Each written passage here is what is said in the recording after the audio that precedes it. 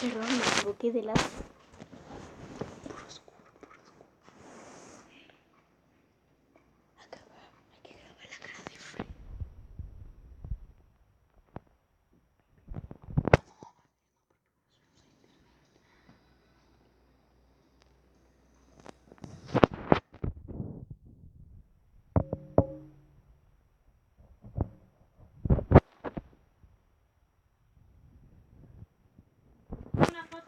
No, estamos subiendo a YouTube.